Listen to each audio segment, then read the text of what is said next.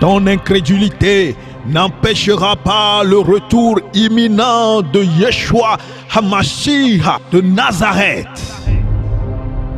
Je ne suis pas venu pour te prêcher le bonheur, la paix ou la prospérité, mais t'annoncer le danger qui est sur le point d'arriver et te proposer le bonheur à venir. Quoi que tu fasses, quoi que tu témoignes, dissuadant ou persuadant l'humanité de l'avènement du Christ, rien n'empêchera ce grand événement qui est sur le point de démarrer. Ainsi parle Yeshua HaMashiach à l'humanité pour qui il a versé son sang pour le salut de son âme. Ainsi parle celui qui est à la porte. Je me suis déjà levé de mon trône. Je suis à la porte. Le portail va s'ouvrir. Le portail va s'ouvrir. Le portail va s'ouvrir. Je continue à crier à mon peuple et à toute l'humanité. Préparez-vous à ma rencontre. Préparez-vous à ma rencontre. Je suis à la porte. Ce ne sera pas chose aisée. Ce sera terrible. Mais vous ne m'écoutez pas. Malgré les événements qui s'opèrent dans le monde, vous ne m'écoutez pas.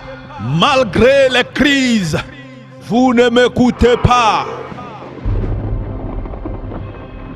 En ce moment d'accalmie qui est donc arrivé, beaucoup se préparent à se distraire dans les choses de ce monde.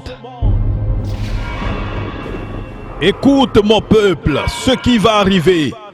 Et maintenant cela a déjà commencé. Beaucoup seront marqués en 666 par des injections et par des tests afin d'avoir accès au voyage, à vos frais dans vos comptes en banque, avant d'avoir accès à la nouvelle société.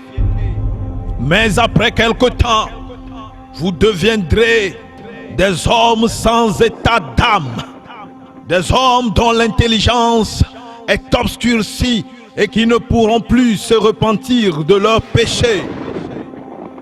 Des hommes bêtes.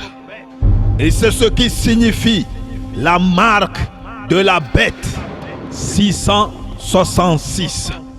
Une marque qui est préparée pour réduire les hommes à l'état sauvage, à l'état brut, et vous agirez comme la bête, sans remords, sans pitié, et vous ne pourrez non plus vous repentir de vos péchés.